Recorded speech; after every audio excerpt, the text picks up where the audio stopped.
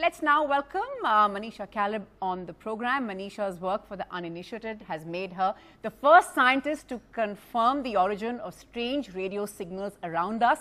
She has confirmed that they do come from outer space. Manisha is joining us this evening from Melbourne. Manisha, thanks so much for your time. I'm not sure if you've sort of taken note of all the headlines and all the news that your discoveries managed to make here. How does that make you feel? Delighted, I'm sure. I've been very excited. I mean, there's been plenty of media coverage, more than I actually anticipated and expected. So it's quite overwhelming and very humbling. How do you get involved in this? And you know, for the uninitiated and for beginners like myself, explain what the work is all about. So what we've discovered is a phenomenon called fast radio bursts.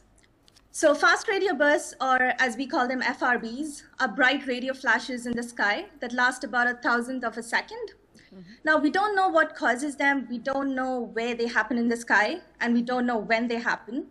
But what we do know is that about 5 bursts happen every minute and randomly in the sky. But because telescopes can only see a small section of the sky at any given time, they're very easy to miss.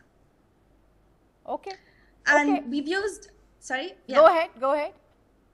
So we've used a special kind of a telescope called an interferometer. And interferometers can give you a minimum distance to this burst. So what's most exciting about our discoveries is that we have now scientifically proven that they are true cosmic messengers coming from halfway across the universe, which is pretty amazing. Absolutely fascinating, I must confess. Now, you know, what about the fact that we're still debating whether there's still life out there? How much time before we sort of know conclusively, and the fact that there is possibly life out there? So Australia is involved in a project called Breakthrough Listen, which is search for SETI. And initially there was speculation that these FRBs could be aliens.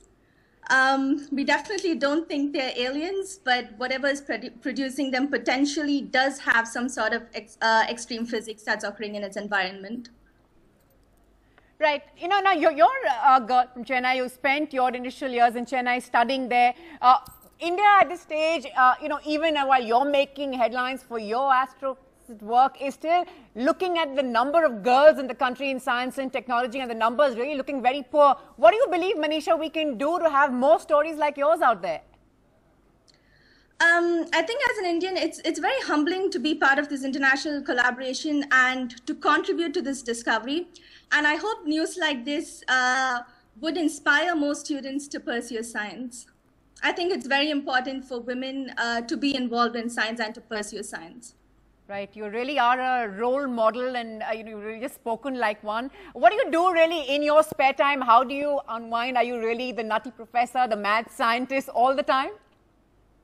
Not really. I love to read, fiction especially. So one of my favorite authors is Isaac Asimov. I love spending time with my friends, traveling, cooking.